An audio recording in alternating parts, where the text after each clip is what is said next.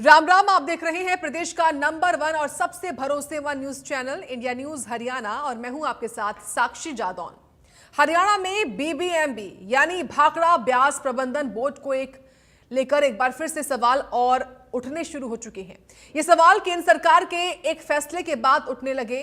दरअसल पुरानी व्यवस्था के तहत बीबीएमबी में मेंबर यानी इरिगेशन हमेशा हरियाणा से और मेंबर पावर पंजाब से नियुक्त किए जाते थे, लेकिन केंद्र सरकार की नई नोटिफिकेशन के मुताबिक अब इन दोनों पदों पर देश के किसी भी राज्य से अधिकारियों की नियुक्ति की जा सकती है।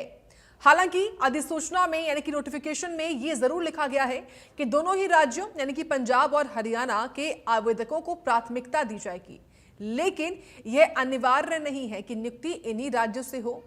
यही नहीं, इसके लिए बाकायदा योग्यता भी तय की गई है। मेंबर इरिगेशन के लिए मान्यता प्राप्त यूनिवर्सिटी से सिविल मैकेनिकल इंजीनियरिंग में डिग्री, 20 साल का रेगुलर अनुभव और कम से कम 1 साल चीफ इंजीनियर का अनुभव मांगा गया है। वहीं मेंबर पावर के लिए इलेक्ट्रिकल मैकेनिकल इंजीनियरिंग में डिग्री, 20 साल का अनुभव और 66 किलोवाट के पावर प्लांट या ट्रांसमिशन लाइन में कम से कम 5 साल काम का अनुभव होना अनिवार्य किया गया है। बीबीएमबी में नियुक्तियों को लेकर सियासत एक बार फिर शुरू हो गई है। विपक्ष ने इस मुद्दे पर सरकार को घेरना शुरू कर दिया है। नेता प्रतिपक्ष भूपेंद्र सिंह हुड्डा और इनेलो के राष्ट्रीय अध्यक्ष अभय सिंह चौटाला ने नए फैसले को लेकर सवाल उठाए। भूपेंद्र सिंह हुड्डा ने कहा कि भाखड़ा डैम का नया कानून प्रदेश के हक में नहीं है। भाखड़ा डैम मामले पर हम आवाज उठाएंगे, हरियाणा के हक की लड़ाई लड़ेंगे। भूपेंद्र हुड्डा ने कहा कि भाखड़ा डैम पर सरकार आवाज उठाए तो हम साथ देंगे। वहीं हुड्डा के साथ ही इनेलो अध्यक्ष अभय सिंह चौटाला ने भी नए फैसले का विरोध किया है। उन्होंने कहा है कि इस फैसले से निर्णय के खिलाफ हम राज्यपाल से मुलाकात करेंगे। विपक्ष के विरोध पर सत्ता पक्ष ने जवाब दिया है। रणवीर गंगवा ने कहा कि हरियाणा अपने हक सुरक्षित रखना जानता है। वहीं श्रुति चौधरी ने कहा कि किसी भी राज्य के अधिकारों से समझौता नहीं होगा। आज अपने इस खास कार्यक्रम में इसी मुद्दे पर करेंगे हम खास चर्चा, लेकिन उससे पहले कुछ सवाल हैं जो आपकी टीवी स्क्रीन पर हम रखते हैं। सवाल ये कि बीबीएमबी पर फिर क्यों शुरू हुआ है विवाद। सवाल ये आज हम उठा रहे हैं कि क्या नियुक्तियों में कोटा खत्म हुआ है। जो नोटिफिकेशन आई है खास तौर से उसके बाद ये सवाल खड़े हो रहे हैं। सवाल ये भी कि क्या हरियाणा के हकों के साथ ये खिलवाड़ है जो इस वक्त तमाम नेता कह रहे हैं। बीबीएमबी पर फिर से क्यों विवाद शुरू हुआ। जो हरियाणा बना उस टाइम ये फैसला हुआ था, रीऑर्गेनाइजेशन एक्ट में फैसला प्रावधान था कि भाखड़ा मैनेजमेंट बोर्ड में इरिगेशन का जो मेंबर होगा वो हरियाणा से होगा, पावर का मेंबर जो होगा वो पंजाब से होगा और चेयरमैन हिमाचल का नहीं होगा, क्योंकि ये 3 स्टेट कंसर्न होगी ना, हिमाचल, पंजाब, हरियाणा।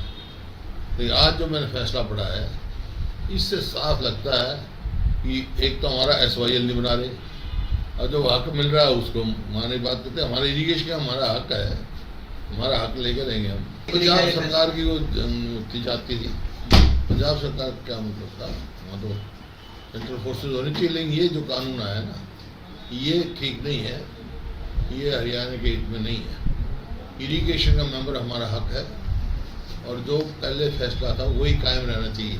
इरिगेशन हरियाणा मेंबर और पावर जो है पंजाब और चेयरमैन हिमाचल से नहीं होती। कल ही एक नया फैसला आया है जिससे हरियाणा को आने वाले समय में जो पानी हमें भाखड़ा से मिल रहा था उसमें भी और कमी आ जाएगी।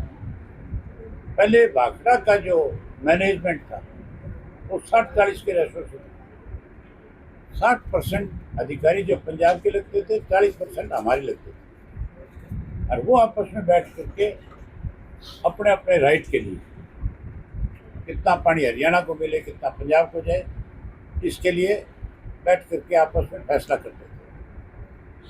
अब केंद्र की सरकार ने, बीजेपी के ने निर्णय ले लिया कि भाखड़ा मैनेजमेंट का जो है पंजाब हरियाणा का राइट खत्म करके वो किसी भी राज्य को दे सकते हैं या किसी एजेंसी को सौंप सकते हैं। पंजाब की सरकार ने इसको लेकर के बहुत बड़ा विरोध जताया। हमारी सरकार की भी ये जिम्मेवारी बनती थी कि जैसे पंजाब ने विरोध किया उसी तरह से हमारी सरकार भी केंद्र के सामने इसको लेकर के अपनी तरफ से सरकार को अपने राइट्स के लिए मजबूर कर दिया। हरियाणा के हितों के लिए उसको लड़ना चाहिए था, लड़ने की बजाय सरेंडर कर गए।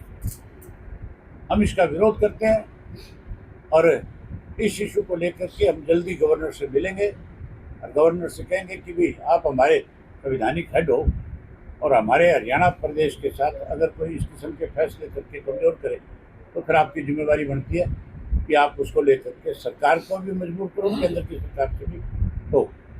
भूपेंद्र सिंह हुड्डा जी पता नहीं किस बारे में कह रहे हैं। हरियाणा अपने अधिकारों की सुरक्षा करना अच्छी तरीके से जानता है और जितना हरियाणा का हक है, क्योंकि ये तो ऑलरेडी डिवाइड किया हुआ है कि किस स्टेट को कितना पानी मिलेगा और हमारा हक हमें मिल रहा है।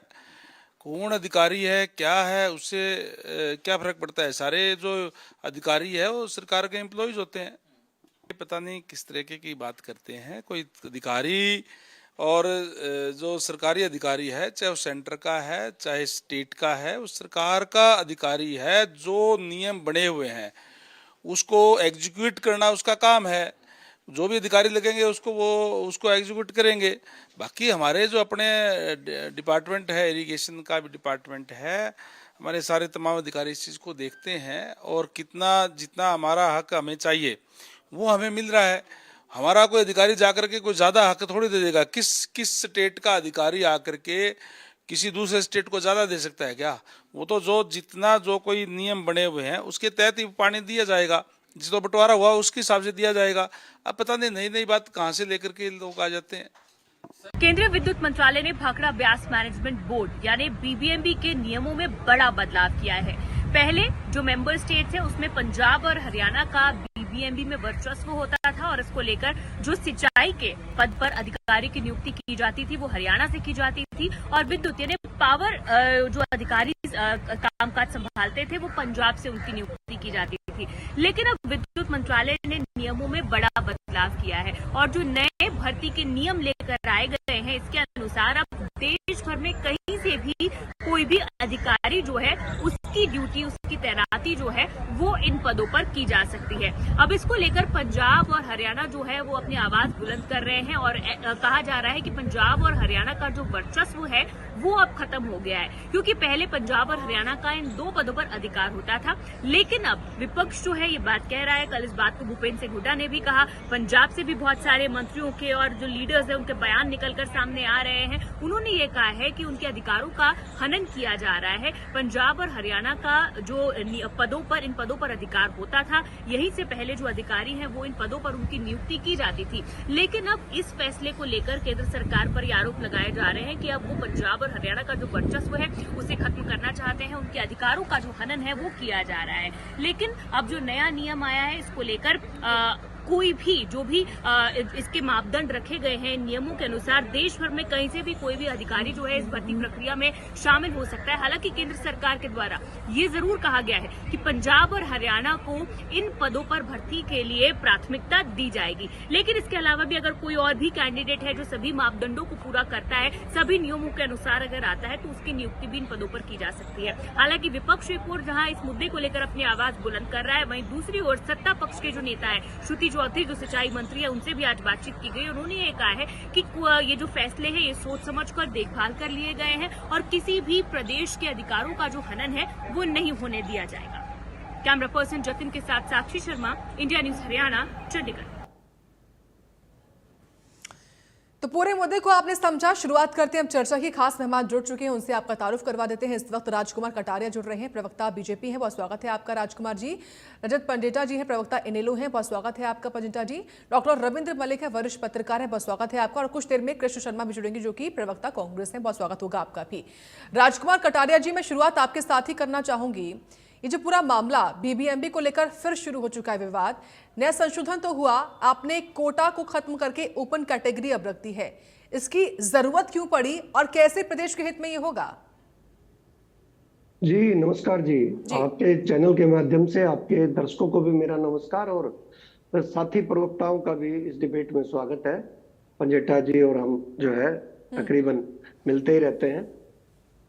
देखिए, इसमें ये व्यवस्था की क्यों जरूरत पड़ी, अगर केंद्र सरकार ने ये चेंज किया है तो इसके पीछे आप पिछले साल जो एक मई के अंदर विवाद हुआ और भाखड़ा डैम की सुरक्षा को लेकर के भी कई बातें आई थी, और यहाँ पे वो जो है ना पंजाब के साथ थोड़ा सा डिस्प्यूट हुआ उस समय पानी को छोड़ने को लेकर के, तो उस सारी प्रक्रिया में ये आया कि भाई इसका जो नियंत्रण है वो किस तरीके से हो ताकि सभी प्रदेश जो एज पर एग्रीमेंट उनको निर्बाध रूप से पानी की सप्लाई होती रहे और किसी एक स्टेट का इसके ऊपर कंट्रोल ना रहे। जो एज पर एग्रीमेंट है, जो 1966 में जब हरियाणा का पुनर्गठन, हरियाणा बना पंजाब अधिनियम के तहत, पंजाब पुनर्गठन अधिनियम के तहत, तब वो जो एग्रीमेंट था उसके अनुसार सारी जो धाराएं थी उसके अनुसार किस तरीके से हमारे को अपना हिस्से का पानी मिलता रहे, उसका एक निर्बाध रूप से चलता रहे। उसमें पिछले दिनों जो मई 2025 के अंदर ये बात आई, और अब उस सारी चीजों को देख करके कि रिपीटेडली स्टेट्स के अंदर इन बातों को लेकर के झगड़ा ना हो, तो अब इसमें व्यवस्था क्या चेंज की है उसमें देखने की बात है कि पहले हरियाणा इरिगेशन से रिलेटेड हमारा जो है हरियाणा का सदस्य होता था और पावर जनरेशन से रिलेटेड पंजाब का होता था। इसमें वो एक्ट के अंदर था, उसमें चेंज किया गया है कि अब मान लीजिए आपके पास अवेलेबिलिटी नहीं है किसी अधिकारी की, बड़े अधिकारी की उस लेवल के, तो पूरे देश के अंदर इरिगेशन का जाल है पूरा, और जो लोग बड़े दूसरे अधिकारी भी हैं जो चीजों को समझते हैं, और ओपन एक किया गया है कि भाई किसी भी स्टेट से न्यूट्रल आदमी भी आकर के इन चीजों को देखे तो उसमें कोई समस्या नहीं है। लेकिन दोनों प्रदेशों को ये दिया गया है कि सबसे पहली प्रेफरेंस जो अवेलेबल लोग होंगे इंटरव्यू में, उनमें हरियाणा का इरिगेशन से रिलेटेड जो मेंबर होगा वो हरियाणा के आदमी को अभी भी वरीयता दी जाएगी, और पावर जनरेशन के जो सदस्य होगा उसमें पंजाब का जो से रिलेट करता अधिकारी होगा उसको वरीयता दी जाएगी। लेकिन अगर क्वालिफिकेशन और एक्सपीरियंस में कोई बहुत बड़ा व्यक्ति जिसका पूरा जीवन इस सिस्टम में चला गया हो इन चीजों को देखने में, अगर उसकी सेवाएं देश के दूसरे हिस्से से भी आकर के करता है, तो मुझे नहीं लगता कि ये इसमें कोई चिंता वाली बात है कि एडमिनिस्ट्रेटिव पॉइंट ऑफ व्यू से इसमें कोई चिंता की कोई बात नहीं है। और इसमें कहां मैंने अभी अभय जी का भी बयान सुना, भूपेंद्र हुड्डा का भी बयान सुना, मैं समझता हूं कि इतने बड़े लीडर जिन्होंने, इनकी सरकारें भी रही हैं, इन्होंने लंबे समय तक जो है सरकार भी रही, विपक्ष के नेता के तौर पे भी रहे, और इनको ये देखना चाहिए बोलते वक्त कि आप लोग क्या बोल रहे हैं, इन बातों से क्या फर्क पड़ता है। ये तो सारा का सारा डिसीजन जो है एज पर एग्रीमेंट, जो एग्रीमेंट हमारे हो चुके हैं उनसे कोई अधिकारी कम या ज्यादा कर सकता है क्या? किसी भी स्थिति में नहीं कर सकता। अगर आज कोई भी बात होती है तो तुरंत जो है ना हाई कोर्ट के अंदर हम लोग चले जाते हैं, सुप्रीम कोर्ट में चले जाते हैं।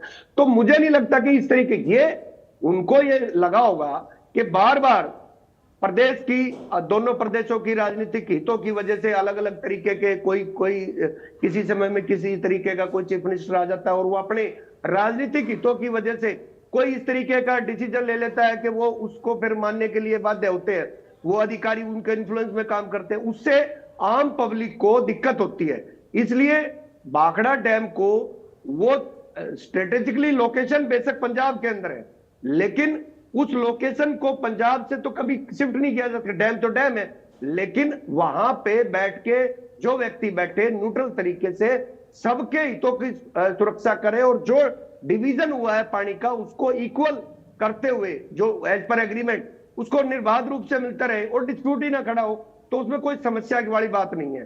तो मैं नहीं समझता कि ये बेकार की बातें हैं। अल्टीमेटली पॉलिटिकल डिसीजन होते हैं किसी भी बात के ऊपर, और यहां कहीं पे भी कोई व्यवस्था इस तरीके की बदली नहीं है। ये सिर्फ और सिर्फ ये दिया गया है कि हमारे को भाखड़ा डैम जो इतना बड़ा डैम है उसकी व्यवस्था को देखने के लिए अगर कोई ऐसा व्यक्ति जिसने देश के अंदर अच्छी सेवाएं दी हैं और बाहर के स्टेट से भी आकर के अगर कोई आए तो उसमें कोई स्वागत होना चाहिए, वो न्यूट्रल भी रहे कोई दिक्कत नहीं है, लेकिन इसको करते हुए भी ये पिछली व्यवस्था को सेट किया गया है कि वो जब हो जब उस तरीके का व्यक्ति वहां मिले नहीं, और अगर हरियाणा के अंदर और पंजाब के अंदर का अधिकारी अवेलेबल है तो प्रेफरेंस उन्हीं को दी जाएगी। तो इसमें कोई राजनीतिक मुद्दा ना बनाने की बात है ना है ये, और लोग समझते हैं, जनता समझती है, जनता सारी चीजों को देखती है।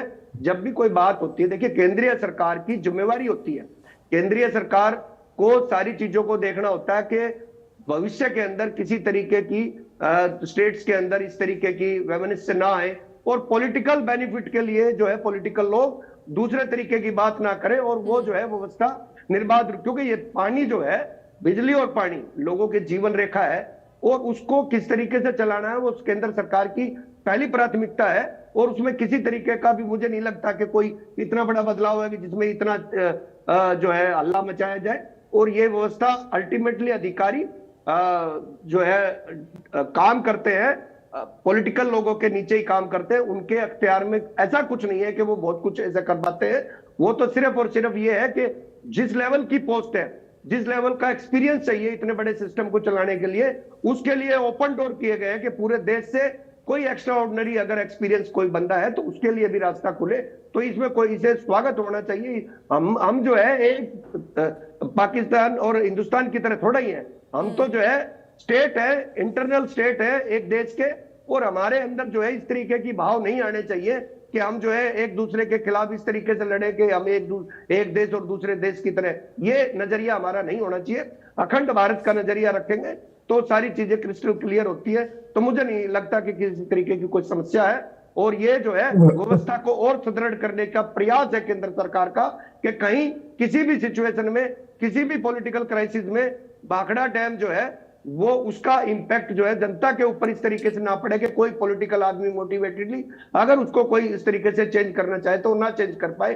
अधिकारी जो है उस तरीके का काम निर्बाध रूप से करते रहे, उसके ऊपर असर ना हो किसी तरीके का। तो ये हमारी सोच है। पंजेटा जी, आपने सुना राजकुमार जी को ध्यान से, आपको ऐसा क्यों लगता है कि जो संशोधन हुआ है नियम में, ये प्रदेश के हकों के साथ खिलवाड़ होगा?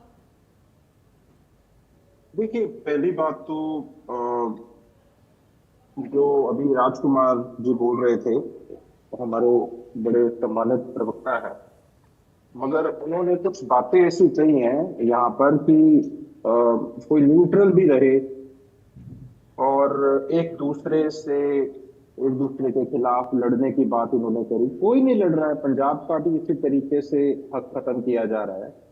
न्यूट्रल व्यक्ति होना चाहिए। हरियाणा के हकों का, हरियाणा के लोगों का, हरियाणा के पानी का पहरेदार चाहिए। जिस तरह आपने एचपीएससी में अलग अलग स्टेट से और भी टॉप ऑफिशियल्स आपने अलग अलग स्टेट से, एचपीएससी को आपने बीपीएससी बना दिया है, तो ये आपको समझना पड़ेगा कि क्या आप कोई भी अगर कोई एक्ट बनता है, और खासकर जो ये एक्ट है ये आर्टिकल 262 के तहत बना हुआ है, रीऑर्गेनाइजेशन एक्ट है जो हमारा 1966 का, और उसके अंदर ये कोई कॉन्स्टिट्यूशनल अमेंडमेंट्स नहीं है इसके अंदर कि आप सोचते होगी कोई संवैधानिक अमेंडमेंट होगी। ये स्टैट्यूटरी लॉज है, ये स्टैट्यूटरी लॉज हैं, और आपको इसके अंदर कोई भी अमेंडमेंट करने के लिए आपको राज्यसभा से पास कराना पड़ेगा, लोकसभा से पास कराना पड़ेगा, और इसका प्रेसिडेंट से भी इसका असेंट लेना पड़ेगा। आपके पास परमानेंट मेंबर होता था हरियाणा का जो वाटर की रेगुलेशन देखता था इस एक्ट के तहत। पहले तो आपने परमानेंट मेंबर जो था हरियाणा का उसको खत्म करने का काम किया, फिर आपने अब जो हमारा इरिगेशन का था, जो सिंचाई का था और पावर का पंजाब का था, इन दोनों को खत्म करने का काम किया।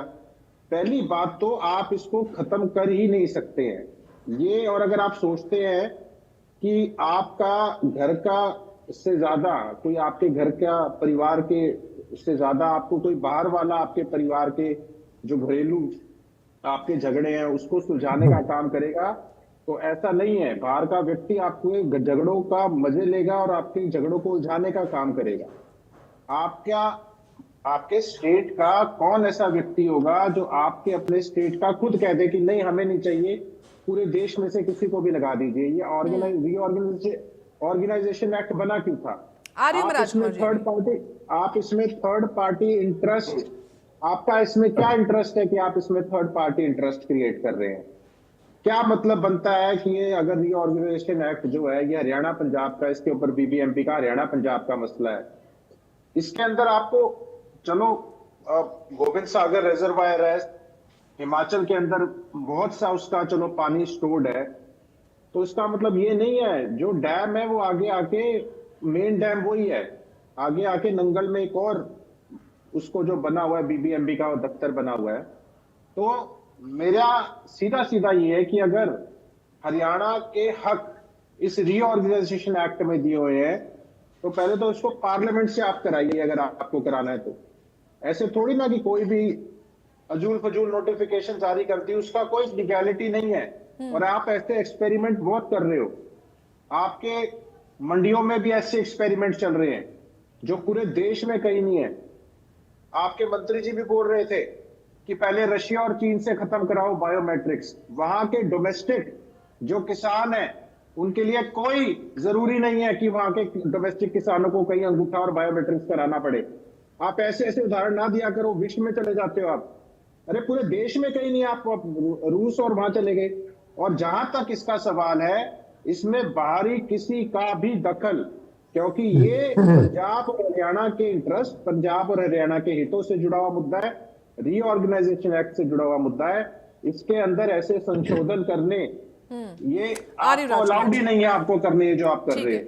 और अगर कोई हरियाणा का भाजपा का व्यक्ति से डिफेंड करता है, एक कोई व्यक्ति कहता है हम अपने स्टेट के हितों को, और कर रहे हैं, करते उसके उल्टा है, कहते हैं किसान को परेशान नहीं होने देंगे, किसान को ये परेशान कर रहे हैं, हम परेशान।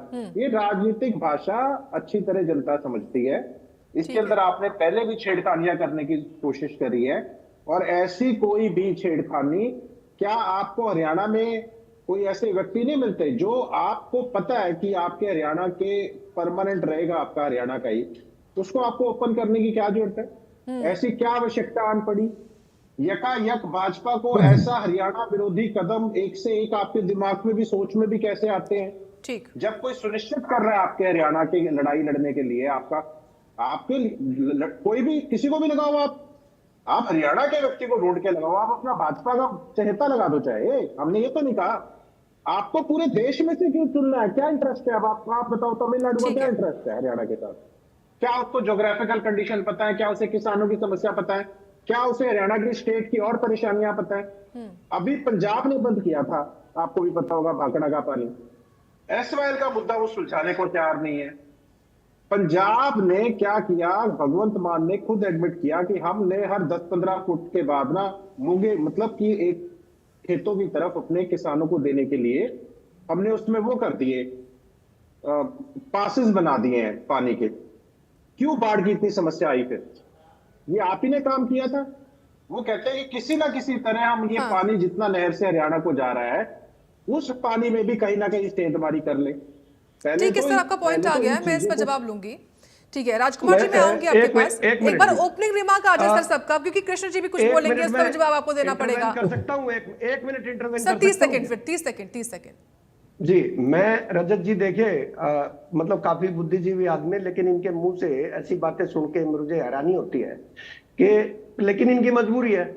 जो पार्टी एक स्टेट की राजनीति करती है और अब वो एक जिले तक सीमित हो गई है, तो वही पार्टी एक सीमित सोच की, मतलब एक नैरो सोच की बात कर सकती है, क्योंकि Bharatiya Janata party pan India party है और उसका जो है एक विजन, बड़ा विजन है। वो इन छोटी धारणाओं में अपने आप को बांध के राजनीति नहीं करती है।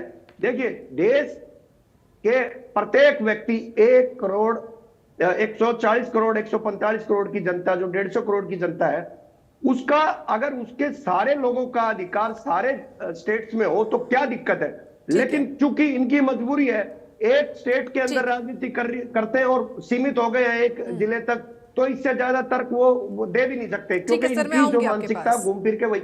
इतना आपका विजन बड़ा होना चाहिए इसमें कोई उठा पटक वाली बात नहीं है, कोई बड़ी बात नहीं है कि एक व्यक्ति कोई बाहर की स्टेट से, अब तो कल तो आप ये कहेंगे कि गवर्नर भी हरियाणा का ही लगना चाहिए, हरियाणा का। ठीक है सर, आपकी क्या बात वो आ गई अच्छा है, काम मैं नहीं आती हूँ करता? आपके पास। तो मैं ये सबको ओपनिंग ये रिमार्क आ जाए कतई सर, तर्क प्लीज। संगत बात नहीं है कि इतनी ठीक है। बेतुकी बातें करे कि कोई व्यक्ति जो है बाहर से आकर के सर्व नहीं कर सकता।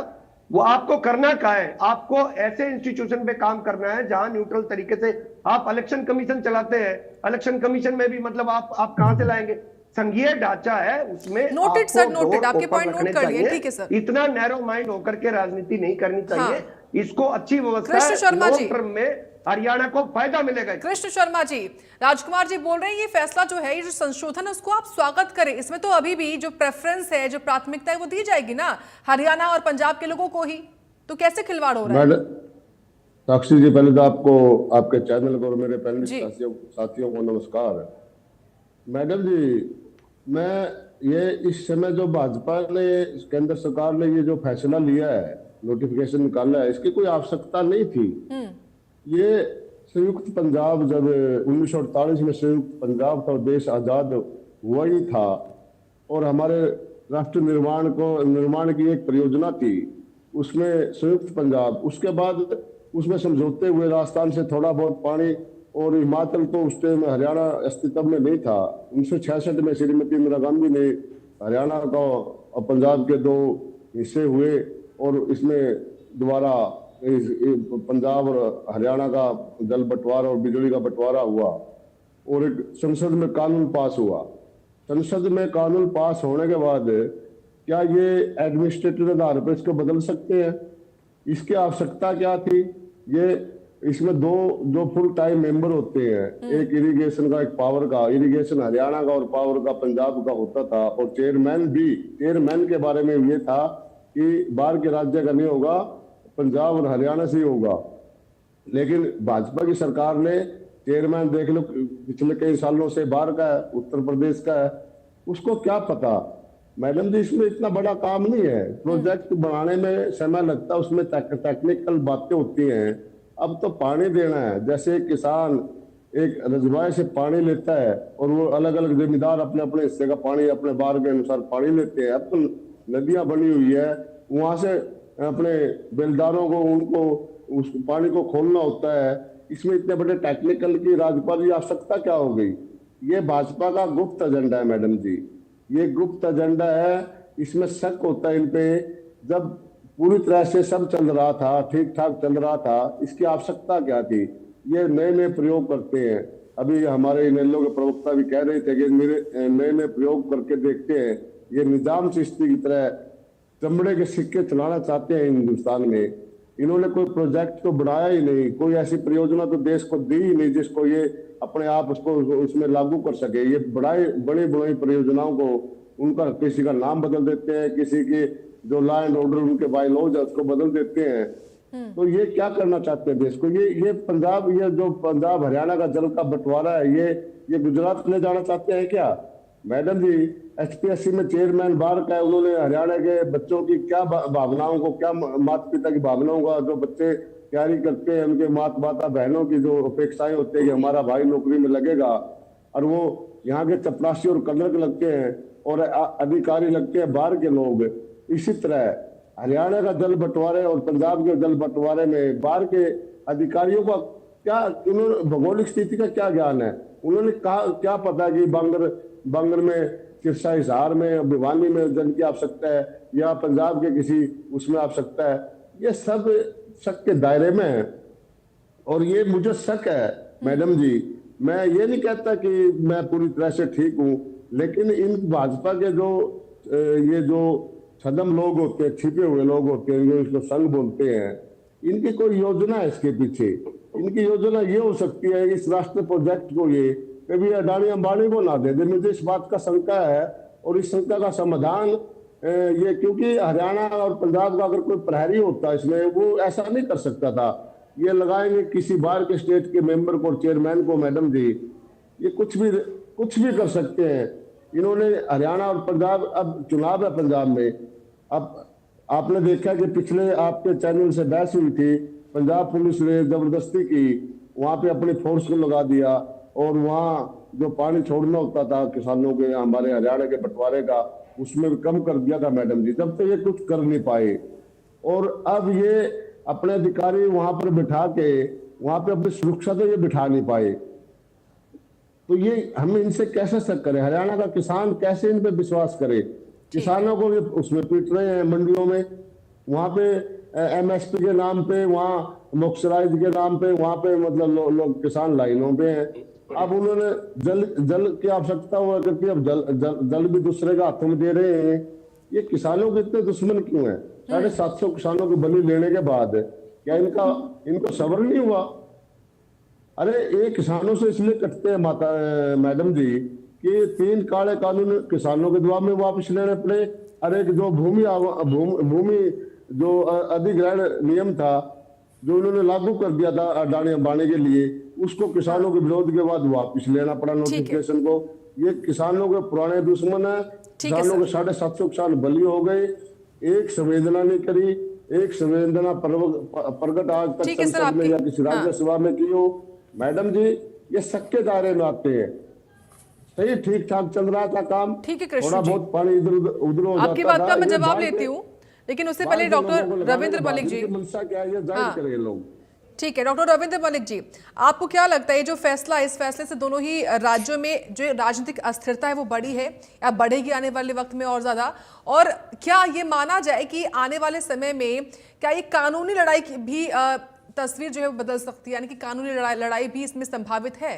क्या देखते हैं आप, कैसे देखते हैं इस फैसले को? साक्षी, ये पूरा मामला है, इसमें जो संशोधन किया गया है जो एक्ट में फिलहाल, इसके चलते पंजाब में जो सत्ता पक्ष और विपक्ष दोनों मजबूती से इसके खिलाफ खड़े हुए हैं और हरियाणा में भी लगातार विपक्षी दल इसका लगातार विरोध कर रहे हैं। हालांकि जो सत्ताधारी दल है भाजपा जो है वो इसका एक तरह से संतुलित तरीके से चल रही है पूरे मामले पर। लेकिन अब ये देखिए जो भाखड़ा ब्यास जो पूरा मैनेजमेंट बोर्ड है, ये 2 नदियां जो है भाखड़ा और ब्यास, इनका जो पानी है और जो उससे बिजली उत्पन्न होती है, इनका संचालन पूरी व्यवस्था इस बोर्ड के पास है। इसमें देखिए आपका राजस्थान, हरियाणा, दिल्ली, पंजाब और ये जो 5 राज्य हिमाचल, इनका जो पूरा पानी और बिजली का वितरण है इसी बोर्ड के पास है। तो ऐसे में ये जो अधिकारी अब जो ये बदले गए एक तरह से प्रावधान किया गया है, इसको लेकर लगातार सवाल खड़े हो रहे हैं और इसके पीछे कई वाजिब कारण भी हैं।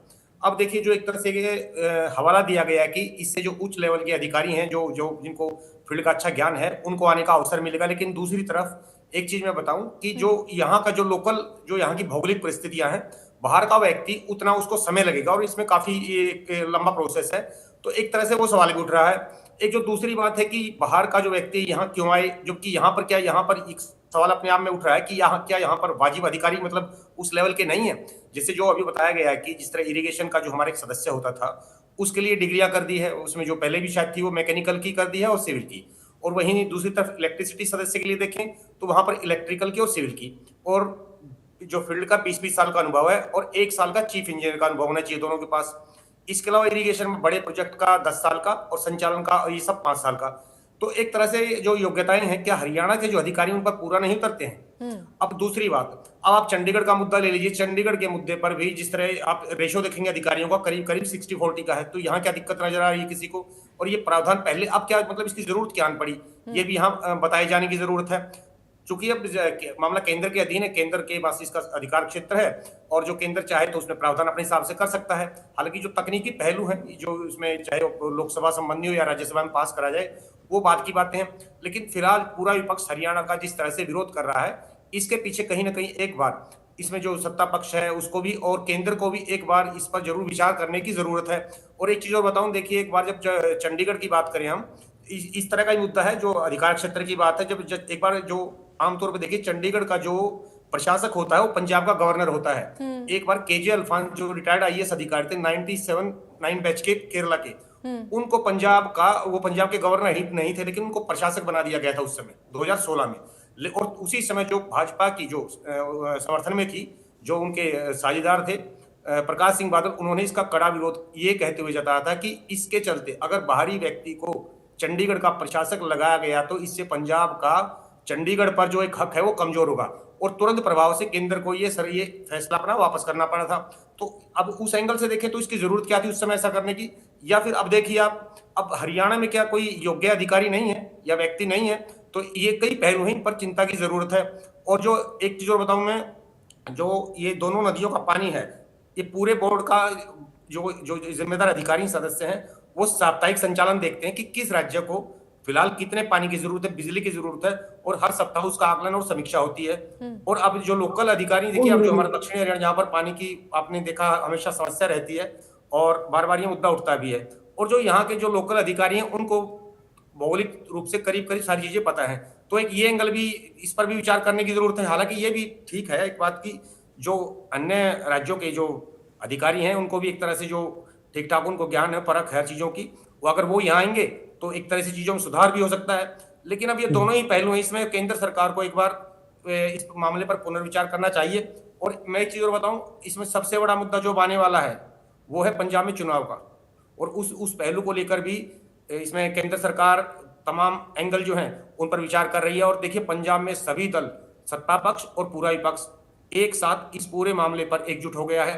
तो अब चूंकि देखिए इलेक्शन बिल्कुल नजदीक है, तो इस पहलू पर भी शायद ये मामला राजनीतिक रंग लेने में भी लग रहा है कि ऐसा हो सकता है। तो इन तमाम पहलुओं के मद्देनजर एक बार सरकार को भी चाहिए और केंद्र को भी, या दोनों राज्यों के साथ बैठकर एक हिसाब से बातचीत करनी चाहिए, ताकि जो ये विरोध के सवाल उठ रहे हैं इन पर एक तरह से इन पर बातचीत की जा सके और जो आपत्तियां हैं मिलकर बैठकर उनका समाधान किया जा सके। महत्वपूर्ण बात आपकी ओर से कही गई है रविंद्र मलिक, जिस पर जवाब लूंगी मैं राजकुमार जी से। राजकुमार जी देखिए, भले ही बीजेपी ये बात बोले कि इसमें प्रेफरेंस दी जाएगी प्रदेश के लोगों को, अधिकारियों को, लेकिन जो बात कही उन्होंने कि जो भौगोलिक हालात हैं उनको सीखने में, समझने में समय तो लगता है ना, जवाब क्या होगा इस पर आपका?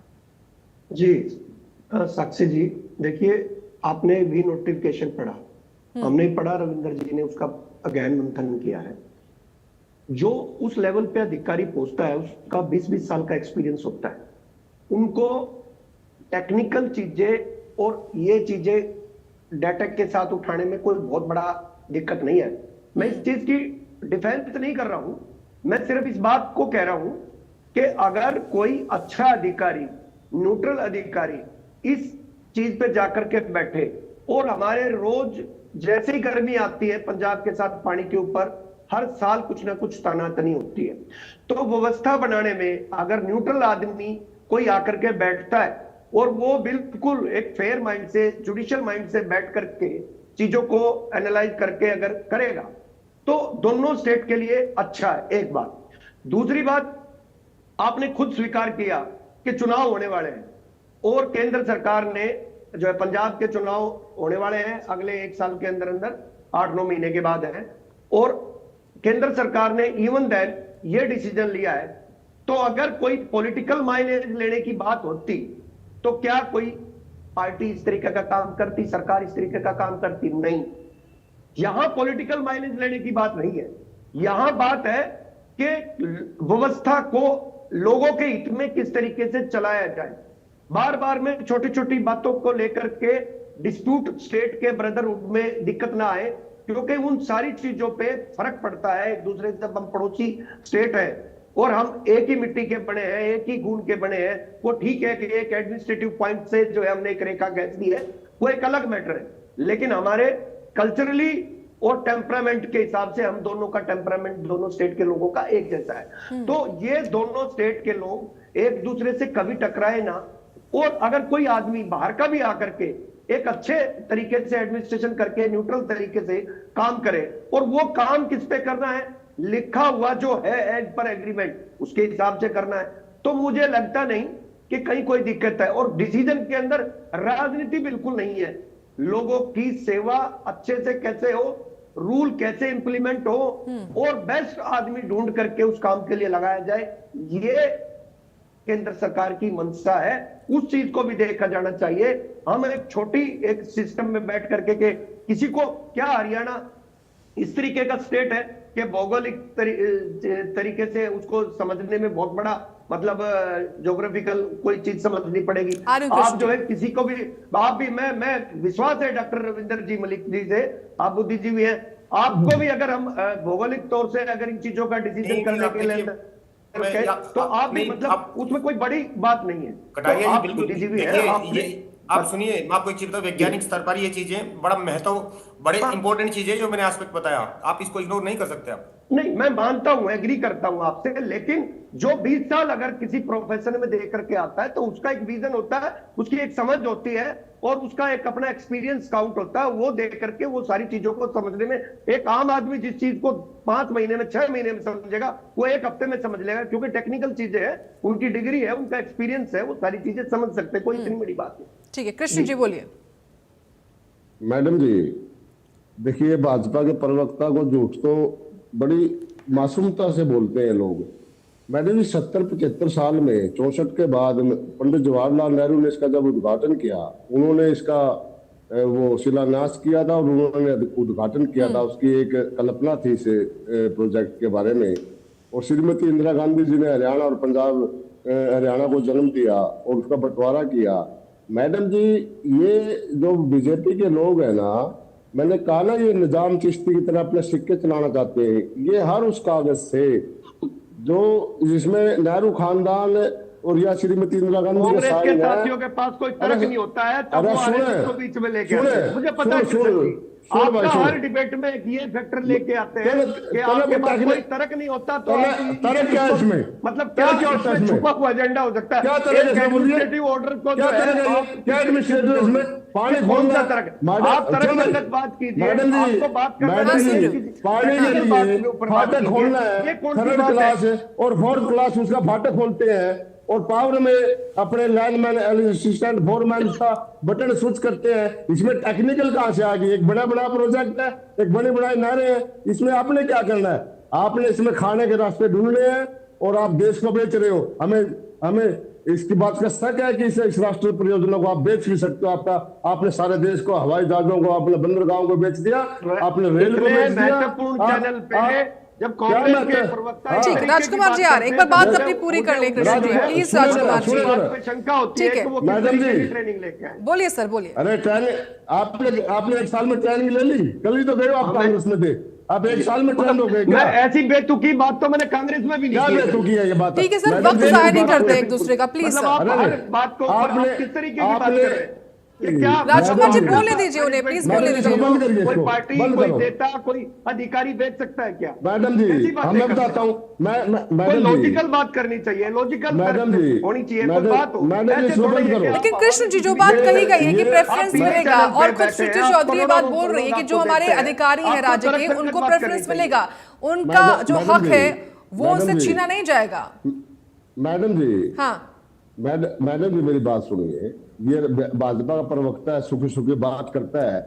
मैडम जी इसमें हरियाणा के और पंजाब के जो अधिकारी थे और चेयरमैन बनते थे, क्या उनका 70 साल में कोई उनका एक्सपीरियंस नहीं बना? ये भाजपा बताए। क्या जो 5-5, 10-10 साल के अधिकारी बढ़ के आएंगे वो एक्सपीरियंस से इसको नगर डैम को चलाएंगे या पावर प्रोजेक्ट को बिजली देंगे? मैडम जी मैं ये कह रहा हूं कि जब पानी का बंटवारा किया जाता है नंगल डैम से, वहां पे जो बैठे हुए लोग होते हैं वहां अधिकारी नहीं बैठते, वहां निचले स्तर पर जो गेट खोलते हैं मैडम जी, वो लोग खोलते हैं।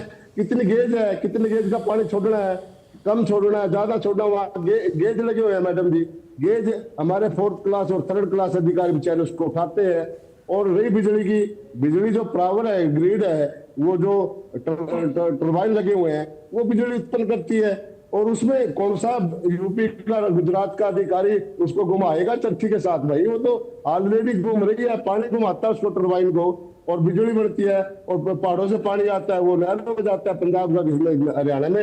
इसमें टेक्निकल कहां से आ गया आपका? आप इससे पीछे आपकी मंशा है, इस राष्ट्रीय परियोजना को आप बेचना चाहते हो। पंडिता जी अडानी अबानी का जो बात कही जा रही, ठीक है कृष्ण जी आपकी बात आ गई है, आपको बता दिया मैडम जी। पंडिता जी आपके मन में कृष्ण जी गांधी जी के प्रदेश के बारे में, जो गुजरात गांधी जी का प्रदेश था, उसके प्रति इतनी नफरत है, मुझे आज पता चला है कि आप गांधी जी के प्रदेश को। ठीक है राजकुमार जी, आप कांग्रेस और बीजेपी देखिए खासतौर से टॉपिक कुछ भी हो, टॉपिक अडानी अंबानी तक पहुंच ही जाता है, कुछ ना कुछ डिटेल कर ही देते हैं आप लोग। ठीक है पंडिता जी, जो बात कही जा रही है विपक्ष की ओर से कि जो पूरा मामला सामने आया उससे पानी और जो नौकरियों की हिस्सेदारी है प्रदेश की वो खत्म होगी। बीजेपी कह रही है ऐसा कुछ नहीं है, पानी कोई क्यों लेकर जाएगा। लेकिन सवाल एक और है मेरा, इसमें एड ऑन कर लीजिएगा कि जो कांग्रेस पार्टी की ओर से कहा गया कि हम कानूनी लड़ाई लड़ेंगे इसको लेकर, कानूनी नहीं कहा लेकिन ये कहा कि हम लड़ाई लड़ेंगे संभावना फ्यूचर में, लेकिन क्या इनेलो पार्टी की ओर से भी ऐसा कुछ हो सकता है? देखिए, मैंने आपको पहले भी कहा था, ये ऐसे जो इन्होंने रिक्रूटमेंट रूल्स के अंदर जो अमेंडमेंट की है, पहली बात तो कोई पार्लियामेंट का सेशन कम से कम 30 दिन का एक साथ सेशन चल रहा हो, नहीं तो 2 सेशंस जहां 30 दिन की अवधि एक साथ हो, आपको दोनों हाउसेज में इस मैटर को लाना पड़ेगा। इसको आप पास कराएंगे दोनों हाउसेज से, तभी ऐसी कोई अमेंडमेंट जो है वो संभव है। ये लॉ में लिखा हुआ है, जिस सेक्शन 97 की ये बात कर रहे हैं, पहली बात तो। दूसरी बात, अगर ये वहां पर भी करते हैं तो हम वहां पर भी इसका पार्लियामेंट का चाहे गिराव करना पड़ जाए इंडियन नेशनल लोकदल को। इस मुद्दे को हरियाणा के हितों के साथ कुठाराघात कर इन्होंने, देखिए पता है क्या, ये दिक्कत है भाजपा के साथ। और जो मैं बुलवाना चाहता था, कटारिया जी ने हूबहू वही भाषा बोली। कटारिया जी चले गए पैन इंडिया, ऊंची सोच, बड़ी सोच।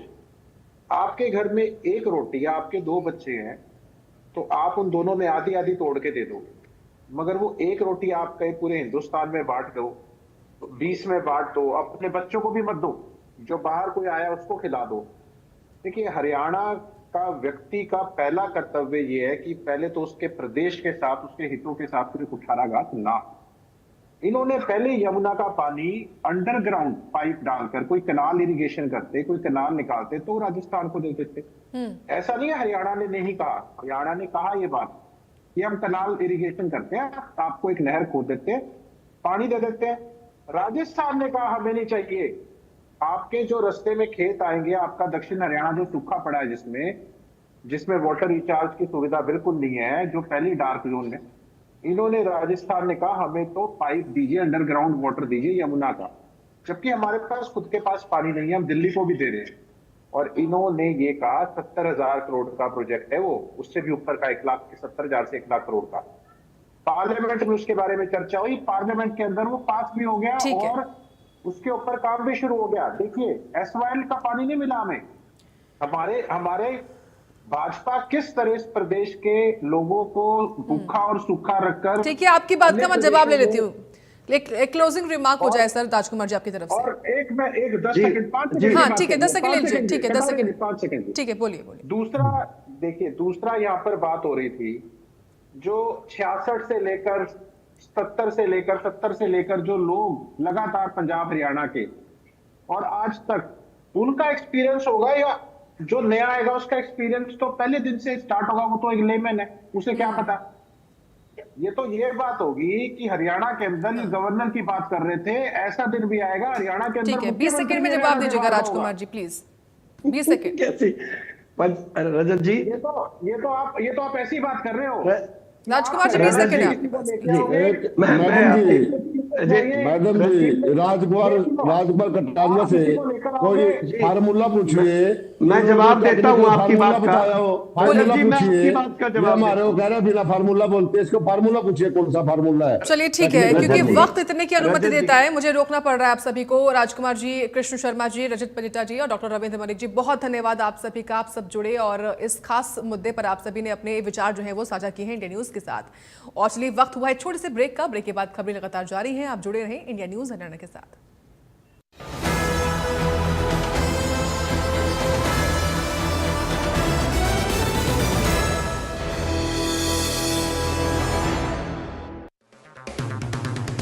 अगर आप बनना चाहते हैं एंकर या फिर आप में है जुनून एक तेज तर्रार न्यूज रिपोर्टर बनने का, तो आप ज्वाइन करें ITV और इंडिया न्यूज